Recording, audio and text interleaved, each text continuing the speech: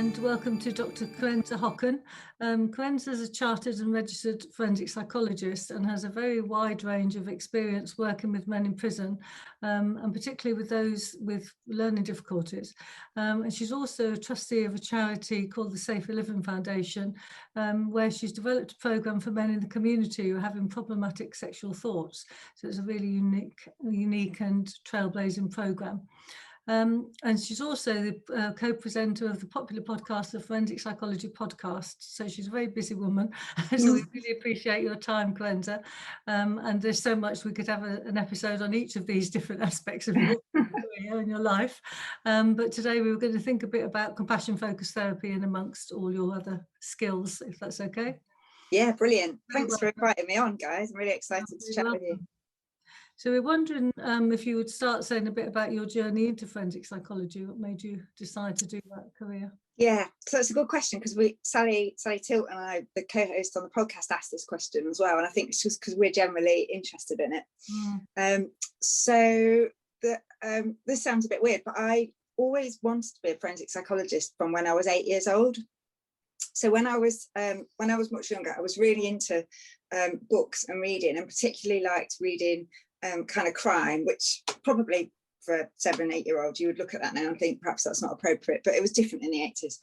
And also at the same time there was an Australian soap that started on in England called Prisoner Cell Block H, and again it was on an evening, and probably it's not right for that age group, but my mum would tape it as it was in those days, and I would then watch it the next day. And there was a psychologist in that I really liked and thought, that is what I want to do for a job. And then that's it. It kind of always stayed. So it's a bit of a cheesy explanation. Some people have some really cool reasons why they came into forensic psychology. Mine feels a bit cheesy. I love that explanation. That's brilliant. And I think if that woman who acted that part, I assume it was a woman, or maybe it was a man. Oh, well, okay. They must, if only they knew what a difference, they're inspiring you, what a difference the lives. Yeah. So. Well, I did join the Prisoner Cell Block H fan club, and I did meet the woman that played B. Smith, and I did tell her that that's what got me into my career. To pass it on. Yeah, and in fact, I did message her on Facebook fairly recently just to remind her about it. This is bordering on stalking. I know. Yeah. What about now? So what does a day in the life of you look like?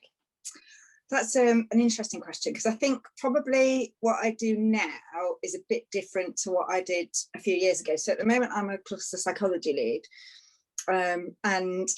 so I'm sit at HMP Watton, which is in Nottingham in the Midlands region. So what a cluster psychology lead does, and I'll need to explain it because the title I think is just not clear. So basically what we do is oversee or manage the psych services into a cluster of prisons.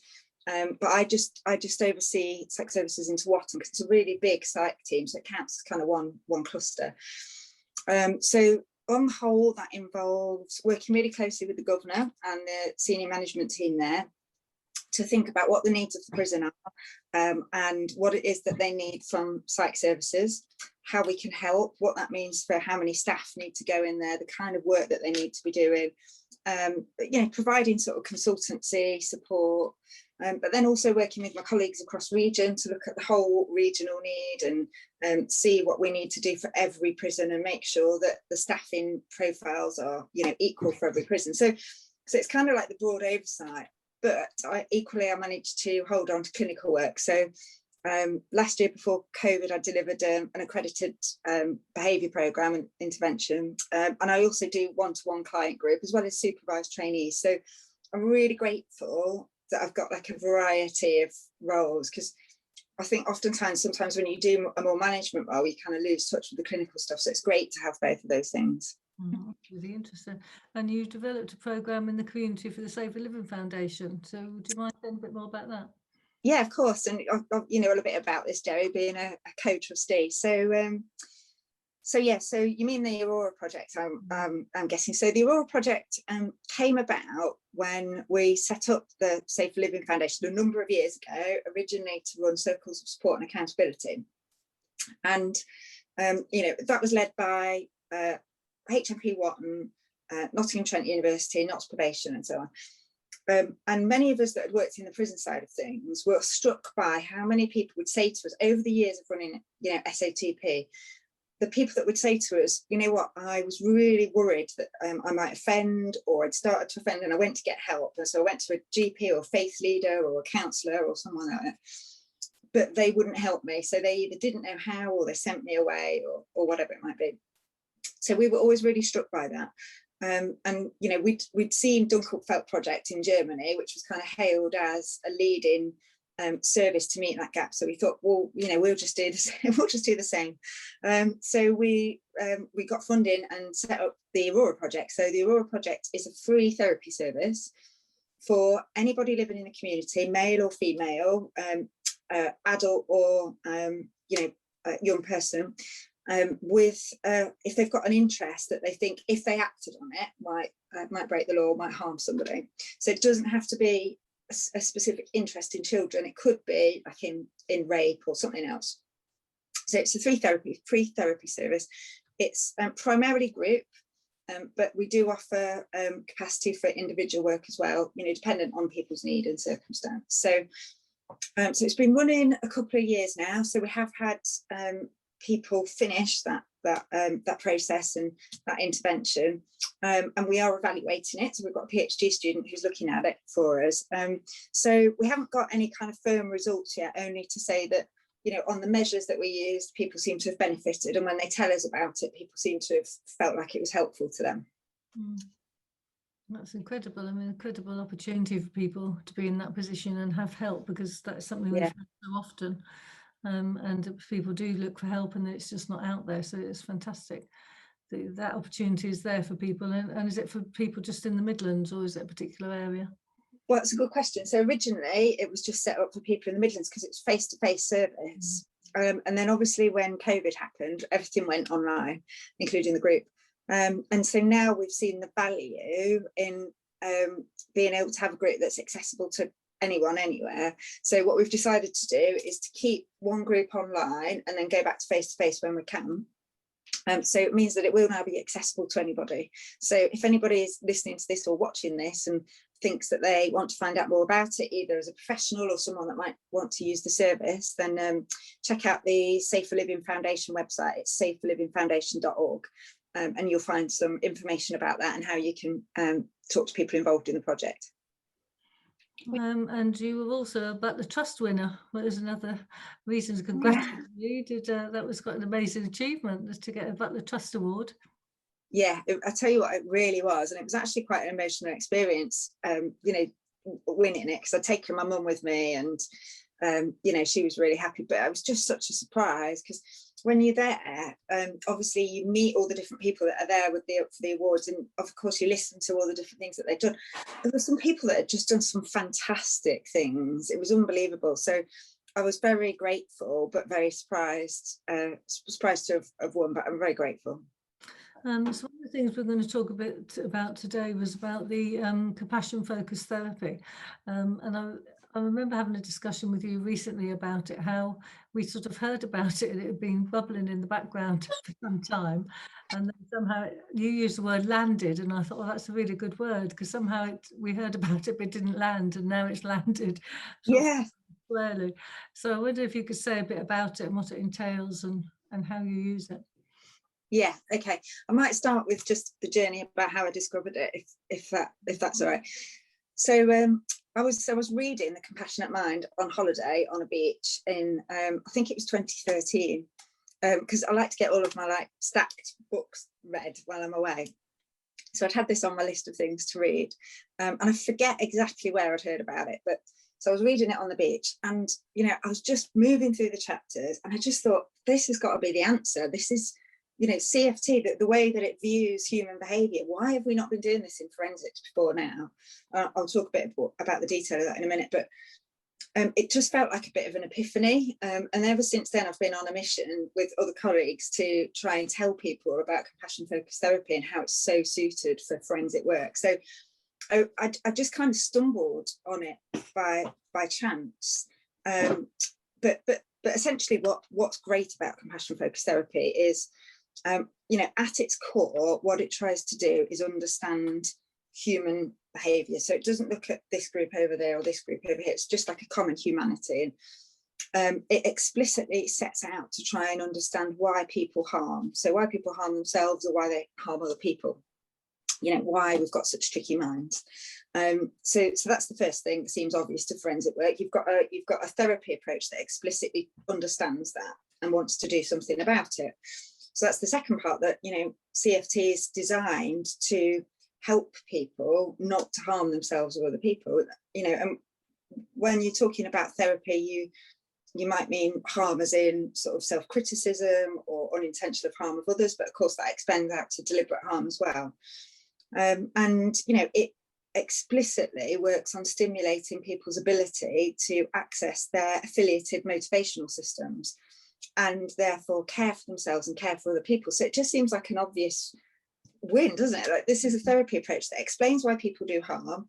It doesn't stigmatize them for it, because it's an understanding that we're all capable of doing harm, and it explicitly works to ensure people can care for themselves and others and not be harmful. So it, you know, it's obvious, isn't it? Like, it seems really obvious. And the other thing about CFT, well, a couple of the other things, there's so many things that I really like about it. One of the other things is its focus on shame. So I'll just give you a bit of background to where CFT came from, just to fill in the gaps on that. So CFT, compassion focused therapy as we know it, was developed by Paul Gilbert, who's over at Derby University.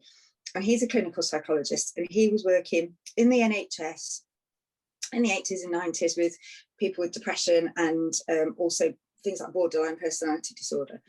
And what he noticed using CBT was that some people got better, but some people didn't. And when he was looking at the people that didn't, one of the commonalities he saw was that they had a really strong internal critic.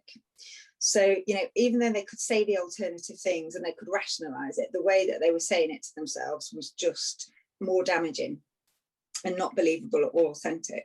So it was really that started to get him to think about what, you know, the voice tone, the way that we talk to ourselves is important. And then that kind of led him on the path of thinking about how we relate to ourselves and compassion. But what became clear from that is that we need to work with people to address shame and self-criticism, because it's a barrier, and it's a barrier to caring about ourselves. And in order to lead rich, full and meaningful lives, we need to care about ourselves and we need to care about other people. So working on shame and self-criticism is a key part of CFT. So again, that has obvious application to our client group, doesn't it? Particularly those that commit the really stigmatized offences. Because I guess you guys will have seen, like me, a lot of the people that do serious harm hate themselves, maybe for the harm that they've done, but also for the kind of experiences that they've had in life. You know, that the experiences have taught them that they're worthless. And that can be a real barrier, can't it, to progression. So it's got an explicit focus on self-criticism. And of course, because it's got this awareness and explicit focus on shame and self-criticism, what it then does do is approach everything in a way that's non-shaming. And it helps people to understand that the way that we are, our internal experiences, our thoughts, memories, emotions, urges, images that pop up into our mind are not our fault, and they're not chosen. You know, we didn't choose what gender we were born. I didn't choose to be straight haired. I'd have chose to have curly hair like you, Kate, or, you know, you would have perhaps chosen different things for yourself. So we didn't choose those things. We didn't choose our early life experiences. So how can we be held accountable for those internal experiences? So they're not our fault. But equally, CFT strongly emphasizes that it is our responsibility to do something about them. So again, for me, that's perfect, right? Because it de-shames and it helps to, and it explicitly sets out to understand where did our behavior patterns come from? Why were they helpful at one point in our lives? And so then to understand how they've then become unhelpful. So its whole approach is totally de-shaming.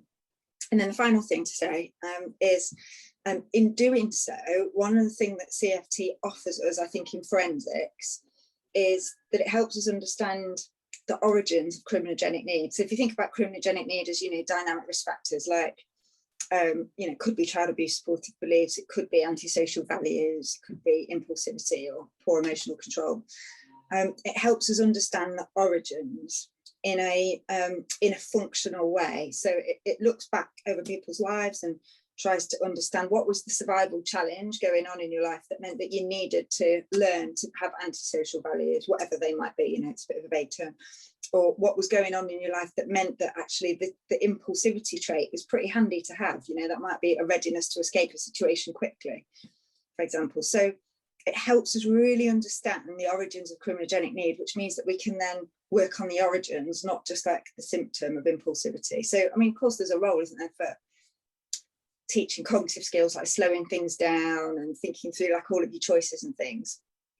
But those kind of cognitive competencies aren't going to be a great deal of help unless you've actually worked on the motivation. And, you know, part of working on the motivation is understanding the origins. So there's loads there. I'm really sorry, I could have been more succinct. No, it's really interesting. It was fascinating because you're saying that we're just going to do this, but the two things that are massively difficult to do. I know myself as a therapist, it's something I'm constantly doing, is thinking about my critical voice and how loud it is, and how we criticize ourselves. So, I mean, how do you do it? Because it's not an easy thing to do, is it? No, so it's a good question. So it's kind of multiple ways, really. One is just helping people understand, first of all, that we, as humans, particularly in our culture, we all have fears, blocks and resistances to compassion. So a fear of compassion is, I don't want to have compassion, particularly for myself, because it will make me weak or vulnerable somehow. A block is, I don't want to be compassionate, you know, to myself or others because I don't know how. I haven't got time, I don't know how to do it, I don't know where to start. A resistance might be, well, I don't need compassion because I'm all right, thanks, and I don't care about anyone else. So first place is to help people recognise that we've all got fears, blocks and resistances to compassion for whatever reason. And then it's understanding those reasons. So it's kind of burrowing down and thinking about, well, so where did we learn then that we might need to be afraid of compassion? Why have we learned that caring about ourselves or other people might leave us vulnerable? Where have we learned that we need to be detached from others and not care about them and think, well, we don't need to care about them? Where have we learned that we don't value others? So one of the key things is understanding the need for that fear or that block or that resistance. If it's a block, it's kind of fairly easy to work on because, you know, this is how you do it. And that's where self-help books particularly, I think, are really useful, where people have just got a block because they can read about it and off they go and they can deal with it. So particularly, I think, the fears and the resistances. And then we use something called compassionate mind training as well as part of CFT. So compassionate mind training is helping people to actually have those competencies, those skills to develop an inner compassionate self, or to be a compassionate version of you. So one of the key things is starting to think about how we talk to ourselves, so voice tone. So rather than so starting to pay attention to what are the voices in which we talk to ourselves, like you were saying, Jerry, and earlier in our chat, you know, you start to sort of beat yourself up and have, why haven't you done this? God, you're so stupid, that sort of thing. So it's starting to notice how you talk to yourself and just change the tone of it. So you might even, to begin with, still use the same words, but the tone and the intent is different. So you might say, oh, why haven't you done that? You're so silly. So the words are the same, but the intent feels different, and it doesn't feel as critical or as cutting. You know, in time we might talk with a different sentiment and therefore use different words and perhaps be a bit more understanding of ourselves. Oh, you've not done that again. Well, okay, that's all right. You know, you've been busy. We all make mistakes. You know, so over time, it gradually changes the way that we relate to ourselves in. And that's one of the core things about CFT. You're not necessarily consciously just sitting there and saying, right, let's change that thought to a more rational one or more helpful one. You're changing how you relate to your thoughts and feelings. That's really, really interesting. And just thinking about, where does kind of some of the, you know, thinking about working in forensic settings, where does some of the kind of risk focused or the offence focused stuff fit into compassion focused therapy? Yeah, okay, so the way that we think about forensic compassion focused therapy is to think about people's life stories, essentially.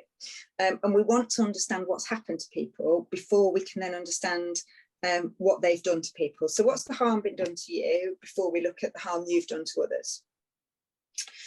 So it very much starts with the person, and a lot of psychoeducation work about, about the human tricky brain. CFT is based on evolutionary psychology, so understanding, why we've got the brains and bodies that we do and how they work. And then we want to understand people's life stories, because that helps us understand the origins to those criminogenic needs I was telling you about. So we help people to tell us about their life stories, the experiences that they've had, and what have you had to do to survive. Perhaps you were in a circumstance where, adults didn't care for you.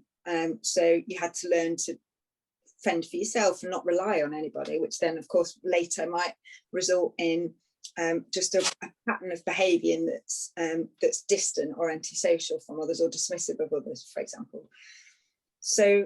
So we're helping to figure out what were the life circumstances that gave rise to the development of what we might call a criminogenic need. So that's one of the key things.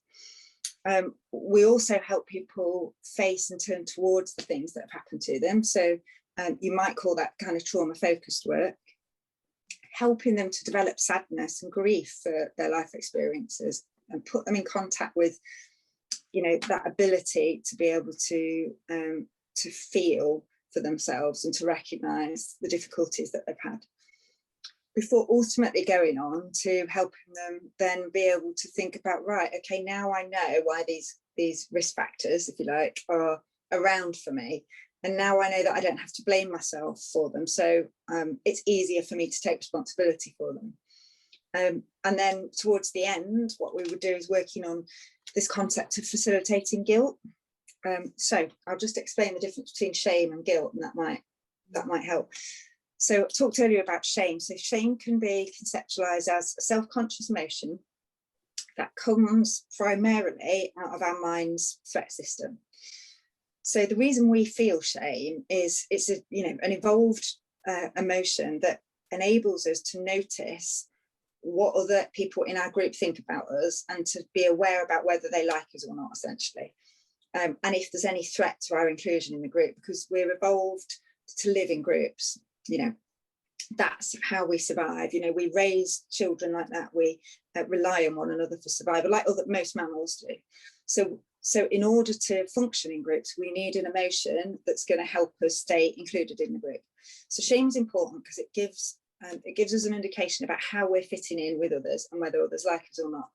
And it comes from a threat system. So what it helps us then to do is, if we sense devaluation in the eyes of others, it then helps us launch a defence strategy. So that defence strategy might be to deny or cover up the thing that we think we might be being judged for.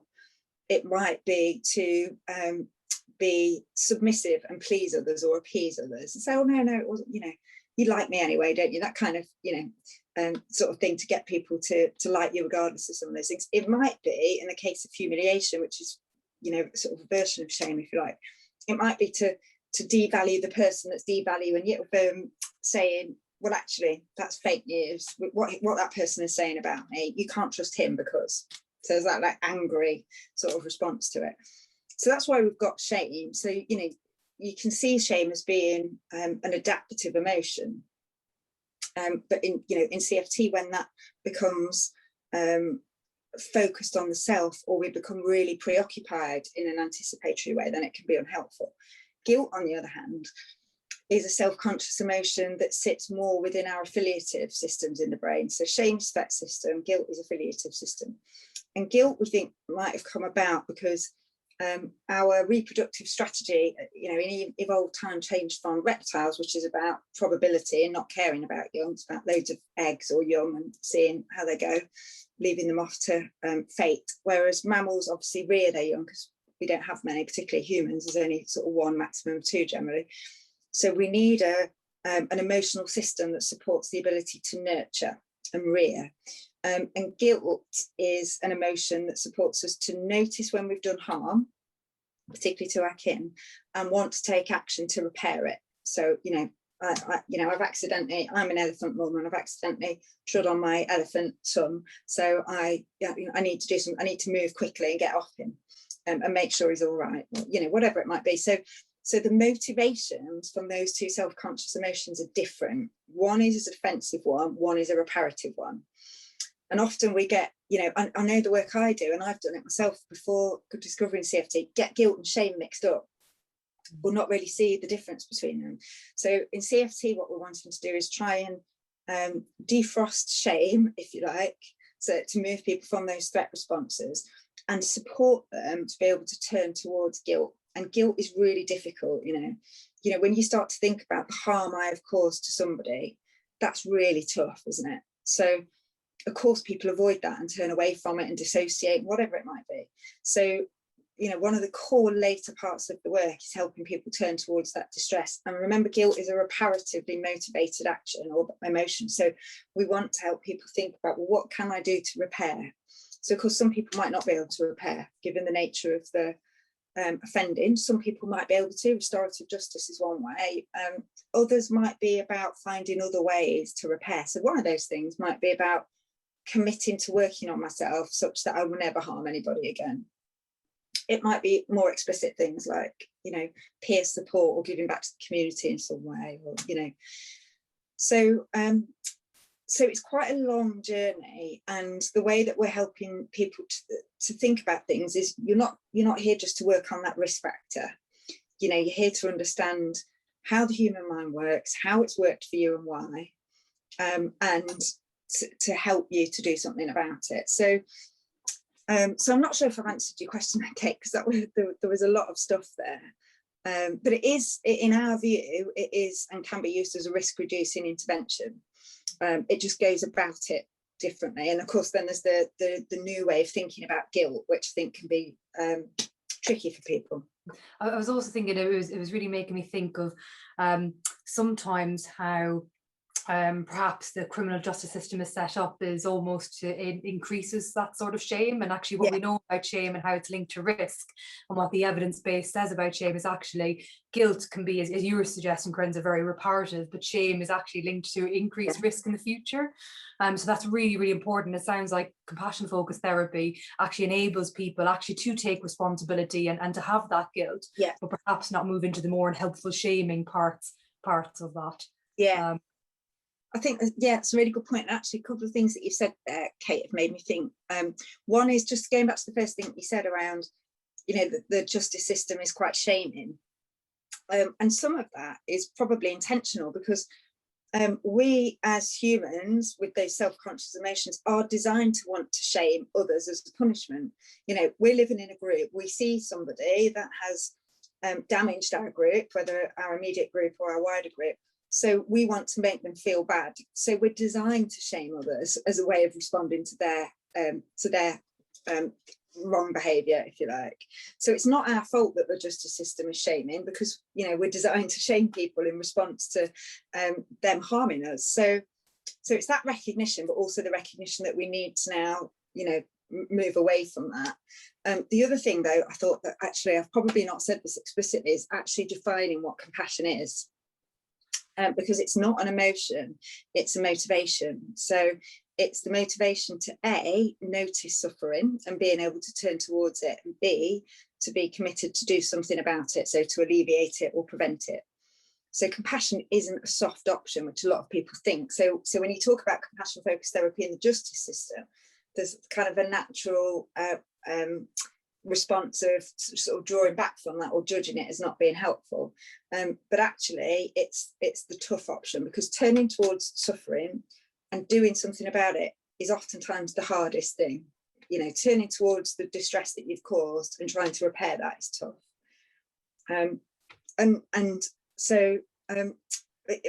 Compassion as the term, the label, I think can put people off, but it's because they don't understand compassion as defined by CFT. That's really helpful definition, actually. I think there will be a lot of people, and I think even myself, I'm not trained in compassion focused therapy, but I really think the model can be really useful.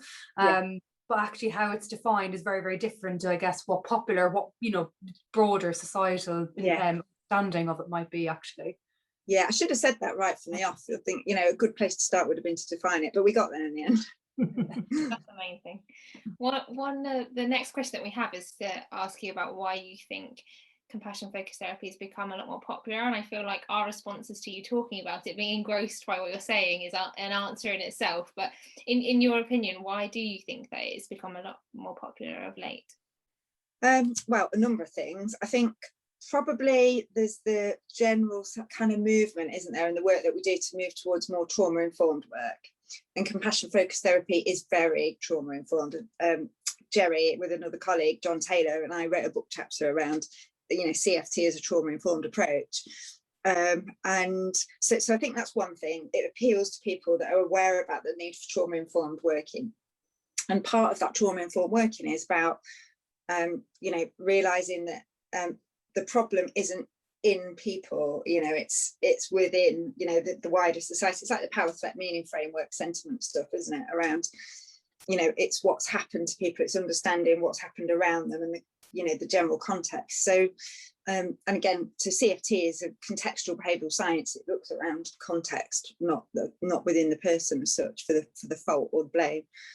So I think that's why. And there's also a recognition probably that as we've evaluated the work that we've done in interventions particularly, the results that we've got are fairly inconsistent, which can sort of lead us to the conclusion that, okay, there might be some things that we're doing that's working, but we're not changing the world. So let's look at, other approaches as well.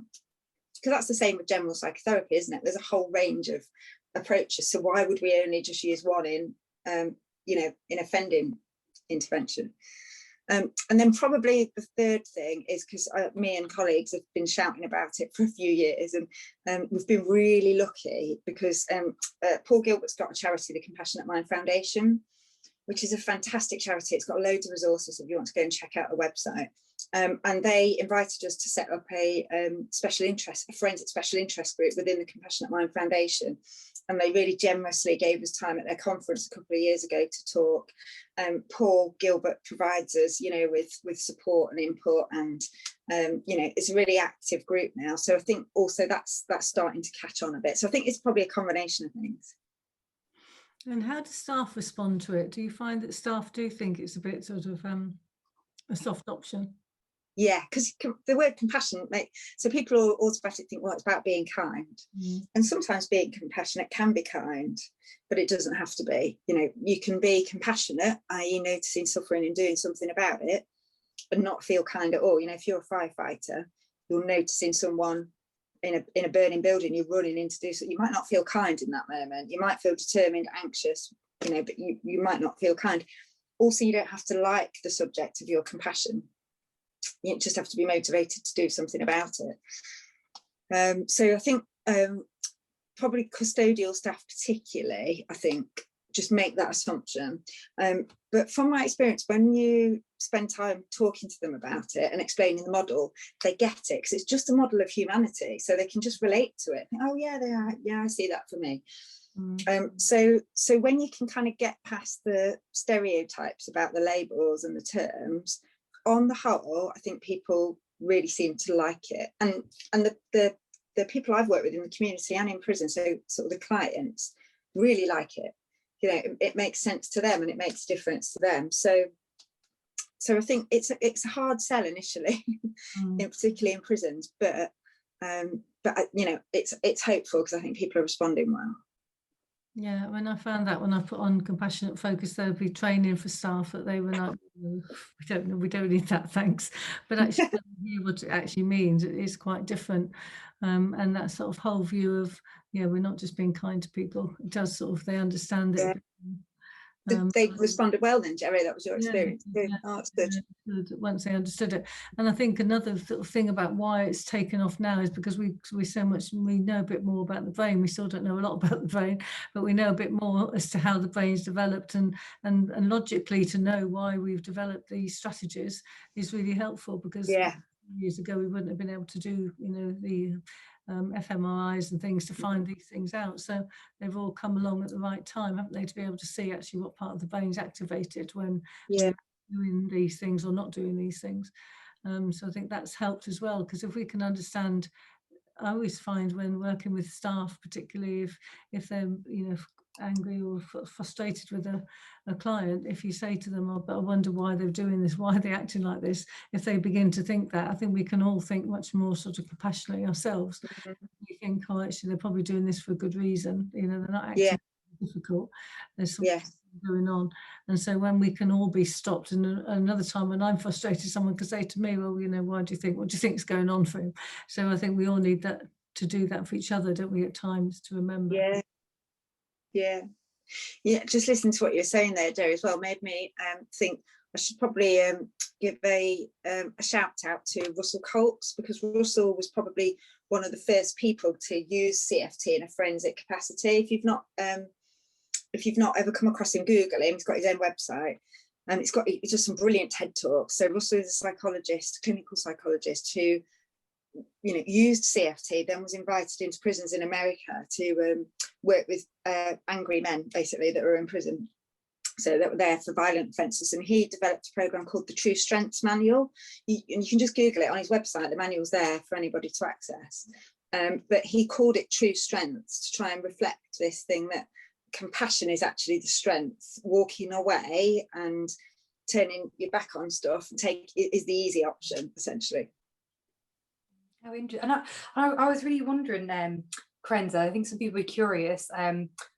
I think this could be really helpful for, you know, a majority of people who come into contact with the criminal justice system. But I was just wondering, in your experience, for kind of that section perhaps of the people who commit offences who are very, very serious and who might have very problematic personality traits such as psychopathy, does compassion focused therapy is compassion focused therapy also helpful for people with more kind of sadistic offences or more problematic personality traits such as psychopathy?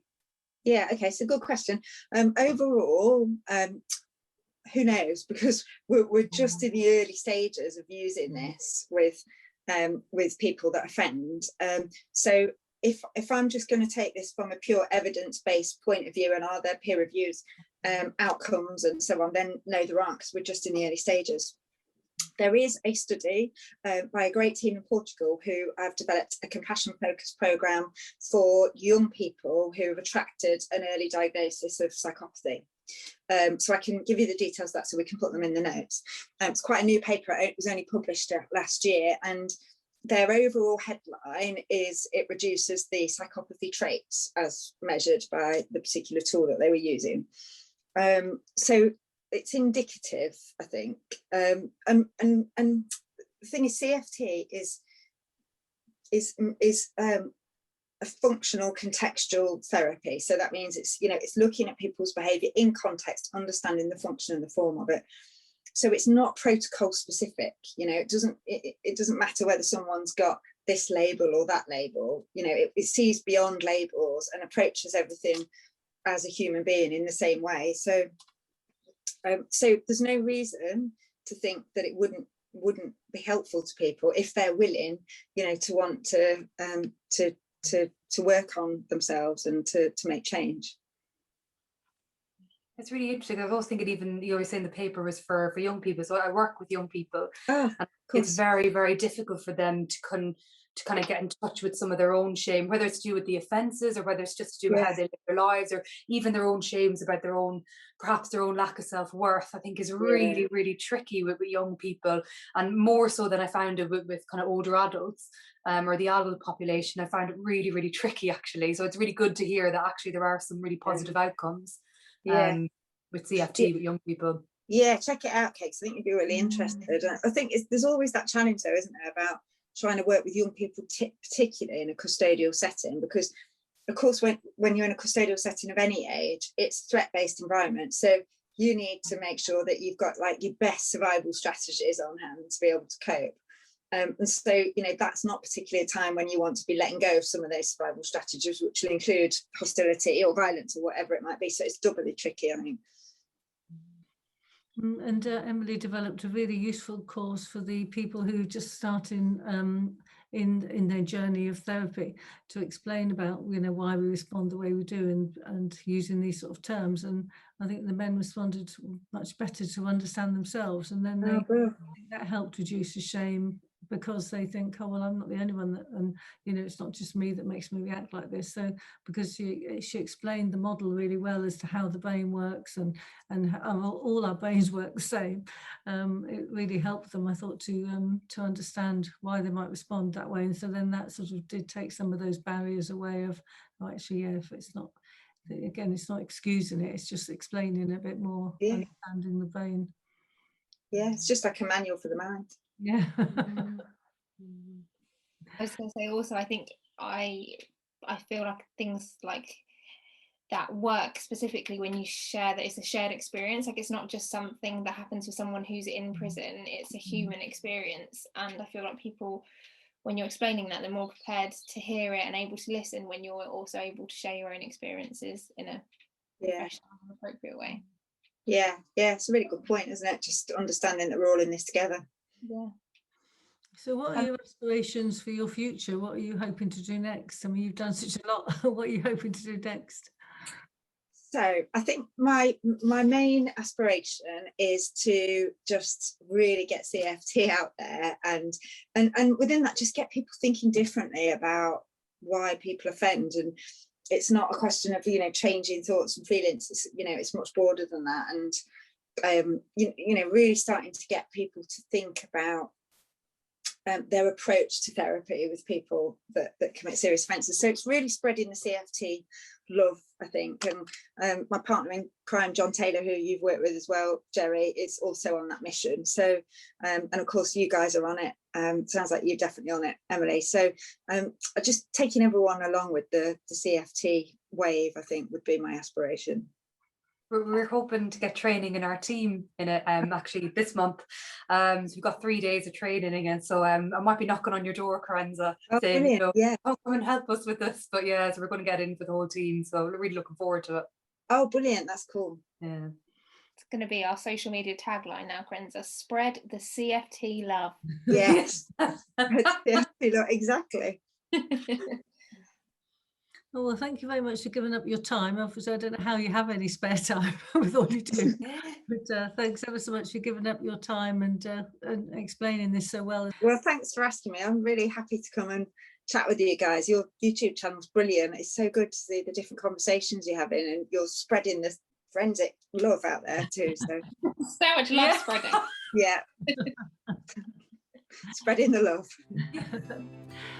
So it just remains for me to say, let's talk forensic psychology.